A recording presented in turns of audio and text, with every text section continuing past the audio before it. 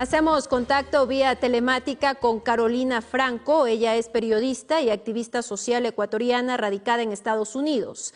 Abordaremos cuál es el impacto de la política migratoria del país del norte del presidente Donald Trump en la comunidad migrante ecuatoriana. Muy buenos días, Carolina. Gracias por acompañarnos. Un gusto. Bienvenida a este espacio. Muchas gracias a Gamavisión, una gran cadena televisiva en el territorio nacional. Gracias, Carolina. Iniciemos conociendo un poco cuál es la situación de la comunidad migrante en este poco tiempo que está al frente en la administración del país del norte, el presidente Donald Trump. Bueno, existen aproximadamente casi 1 millón de ecuatorianos que viven en los Estados Unidos de manera irregular.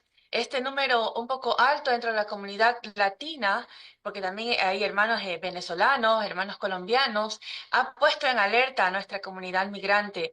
El presidente Donald Trump ha establecido reglas y prioridades para el primer grupo de personas deportadas que inició 1 o 2 días después de que él fue electo presidente de los Estados Unidos en el mes de enero. Y el primer grupo es de inmigrantes indocumentados con historias criminales. Son los primeros que están siendo deportados hasta el momento. Sin embargo, él ha anunciado otro tipo de cláusulas. Por ejemplo, ya las familias con hijos también son buscadas e incluso ya están listos los refugios donde permanecerán detenidos por un tiempo hasta ser repatriados a su destino. Dentro de esos países está el Ecuador. Ujú.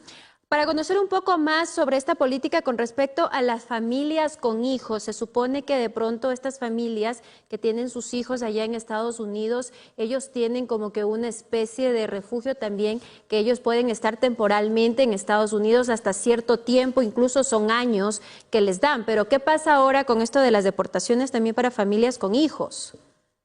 Bueno, el alcalde de Nueva York, mucho antes que el presidente Donald Trump asumiera el poder en los Estados Unidos, al menos en el estado de Nueva York donde yo resido, habían anunciado que ya las familias tenían que abandonar los refugios, porque existe un déficit dentro de la alcaldía de Nueva York, porque es la alcaldía que paga a los hoteles. Los hoteles los volvieron hoteles, valga la redundancia, pero para refugio, se volvieron refugios.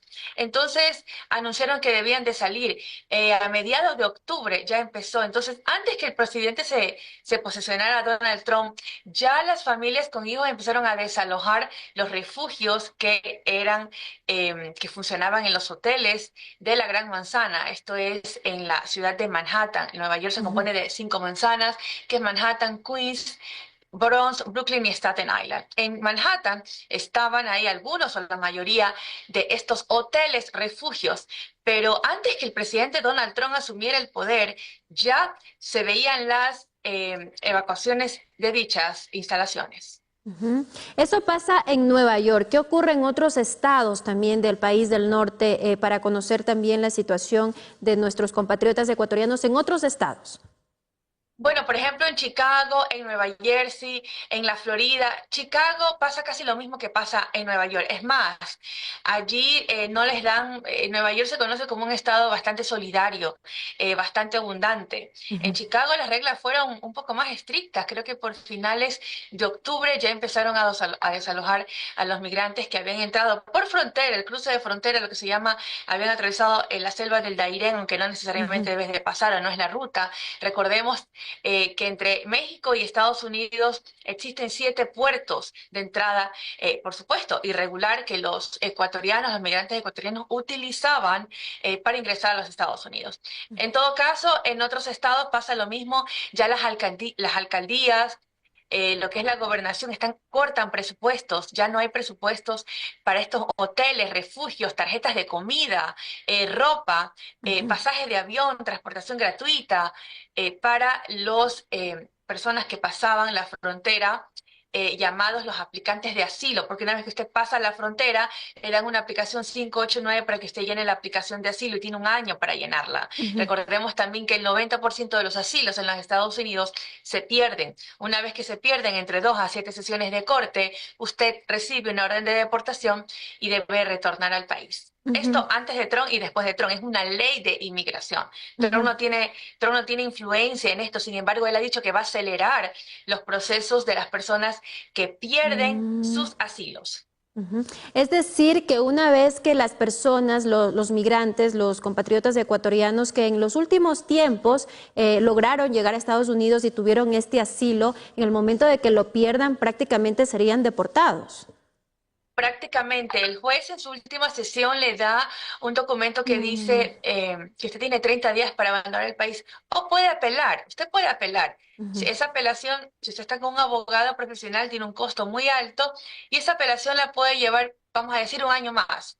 Va a subir de categoría, va a ir a la Corte de Apelación que queda en Virginia, cerca de Washington, D.C., pero igual mm, se va a perder. Lo que usted está ganando es un tiempo. Entonces, la orden de deportación viene porque viene. ujú. Ahora, Carolina, entonces se vive un ambiente de incertidumbre en la comunidad migrante ecuatoriana. Constantemente. Por ejemplo, acá en el condado de Queens, donde yo resido, hay una famosa calle de ecuatorianos, de comunidad latina que se llama la Avenida Roosevelt, que hay muchos negocios de ecuatorianos y antes veíamos bastante afluencia. De lunes a domingo era igual. Ahora se ve menos personas. Después que el presidente Donald Trump, los inmigrantes ecuatorianos, nuestra comunidad migrante, tuvo mucho miedo de salir a las calles, cambiaban Mm, rutas para ir al trabajo. Los oficiales de ICE, uno nunca los veía en las calles, ahora los ves. Entonces, el tema del ambiente está un poco tenso. ujú, Pero como digo, pues hay que tratar de hacer las cosas bien. Ahora, las personas que cometan delitos menores van a ser considerados también como posibles personas deportadas. ujú, Antes nunca se había visto esto, o sea, delitos menores. ¿Qué es de un delito menor, por ejemplo? Estar embriagado en la calle, mm, vandalismo, prostitución, no ir a una corte es un delito menor. Ir a la corte es obligatorio. Entonces, ujú. estas causales ahora pueden ser objetivo de una orden de deportación. Entonces, esos delitos menores ya no son tan menos importantes como Ujú. antes. Y yo supongo también que las oportunidades de empleo también para la comunidad migrante ecuatoriana y para en general, con base a esta medida o esta política migratoria de Trump, se han reducido también. Correcto, porque acá, por ejemplo, hay personas que no tienen documentación. Estamos hablando de 1 millón de migrantes solo ecuatorianos en todos los Estados Unidos. Y los trabajos de limpieza, hay trabajos que no específicamente usted necesita una documentación para trabajar, pero trabajar sin documentación es un delito. O Ujú, sea, un agente federal con tron o sin tron se le puede acercar y usted debe tener sus documentos en regla. No es que trabajar sin un Social Security, lo que se llama una tarjeta, como una cédula ecuatoriana, es un número que te identifica, si usted no trabaja con ese número está todo bien. No, ujú, si usted no trabaja con una identificación real, es un delito. Si usted utiliza una documentación falsa, que es lo más común que acá hacen, aunque se les informa que no es lo correcto, es un delito. Usted ujú, puede ir preso por utilizar una documentación falsa. De todas maneras, nuestra comunidad lo hace y es muy lamentable lo que estoy diciendo, pero es real. Pero ujú. quiero que sepan que es un delito. Entonces, mi consejo es que entre más nos acatemos a las leyes estadounidenses y hagamos las cosas correctamente, en todos los aspectos, sea migratorio, sea legal, Ujú, sea tributario, sea de familia, la tensión va a ser menos. ujú. Carolina, y la gran pregunta también es de pronto, ¿a qué instancias allá en Estados Unidos pueden acudir también nuestros compatriotas ecuatorianos para poder un poco ir solventando toda esta situación que están enfrentando? ¿A quiénes pueden acudir? Bueno, en los estados existen los consulados ecuatorianos. Estados Unidos tiene 51 estados. El consulado ecuatoriano no está en 51 estados, está en los estados más importantes. Hay en ciudades, por ejemplo, en Utah, que el consulado más ecuatoriano más cerca está a 8 horas en carro, otro, por ejemplo, en 4 horas. En Nueva York tenemos dos consulados, uno en Queens y uno en Manhattan. En los consulados a veces encuentran información de charlas gratuitas de abogados. No es muy común, pero hay charlas gratuitas. Los servicios no son gratuitos. En un gobierno pasado existían abogados gratuitos, pero ahora el Estado ecuatoriano no los tiene. Una cosa es una charla de información, otra cosa es el servicio en sí. Mm, Cómo aplicar a una residencia, cómo aplicar un perdón, ujú, a cómo aplicar un asilo, cómo apelar una orden de deportación. Son procesos que ya un abogado cobra. Estamos hablando que los costos son de 4.000, 5.000, 7.000, 10.000, 12.000. Eso cuesta un proceso de inmigración ujú. más los 20.000 que el migrante viene pagando el coyote, ya se imaginará lo que es. Ujú, Es un peso económico, financiero bastante fuerte. Ahora, hay instituciones como por ejemplo Caridades Católicas, está en la mayoría de los estados de los Estados Unidos, ujú. y ahí sí hay abogados gratuitos. Hay algunas organizaciones que tienen abogados gratuitos, pero antes usted iba, le daban una cita en un mes, ahora usted va y le dan una cita en 6, 7 meses, por la Ujú, gran cantidad de personas que necesitan estos servicios gratuitos debido al alto costo legal de sus abogados. ujú.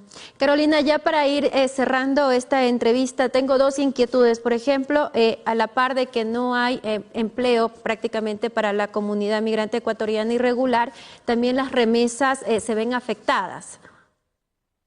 Así es, por ejemplo, en el 2024, la comunidad migrante envió 3.004 millones de dólares en los que son remesas.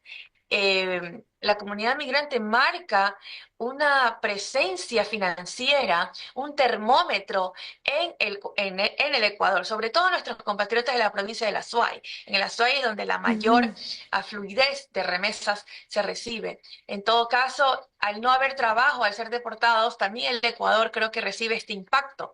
Y el Ecuador debería tener políticas nacionales, políticas de Estado para los migrantes, porque, ujú. por ejemplo, se escucha de un bono de $470 que equivale al sueldo mínimo si regresa a un programa que está haciendo el actual gobierno, pero no sabemos si es una cosa es hacer el programa, otra cosa es que no sabemos si está en efecto, porque la canciller del Ecuador ha mencionado que no está en efecto, así como el kit que reciben en un convenio que tiene la ONU con el gobierno ecuatoriano cuando llegan al aeropuerto de $50, con una tarjeta de llamada, algo de limpieza, pero ella misma en declaraciones de la prensa ha mencionado que no es un hecho, es un proyecto. Cuando estamos hablando de que en el 2024 13.000 ecuatorianos fueron deportados, no Ujú, tenemos la cifra del 25, pero sí sabemos que constantemente llegan vuelos. Entonces, sí creo que el gobierno ecuatoriano debería tener más clara esta política migrante y sobre todo, no sé si $475 o si ese kit de $50 sea suficiente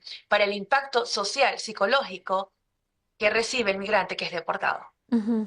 Ya para cerrar, Carolina, también quiero consultarte sobre esta ley de enemigos extranjeros que es específicamente para combatir, dice Trump, bueno, la migración en Estados Unidos, pero el crimen organizado. Y él se refiere específicamente a dos países, El Salvador y Venezuela. Exacto, porque en Venezuela tenemos a la banda del Tren de Aragua.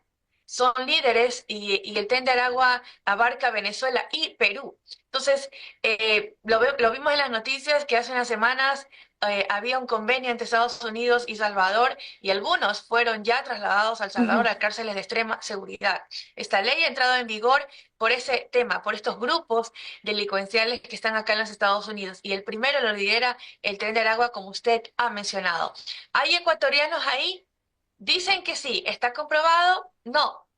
Pero como toda organización criminal en una comunidad latina donde hay diferentes países involucrados, debería de haber, no lo estoy aseverando porque no es una realidad, pero habría que investigarlo. ujú. Gracias, Carolina Franco, por acompañarnos en este espacio. Que tenga un excelente día. Un abrazo. Gracias a ustedes.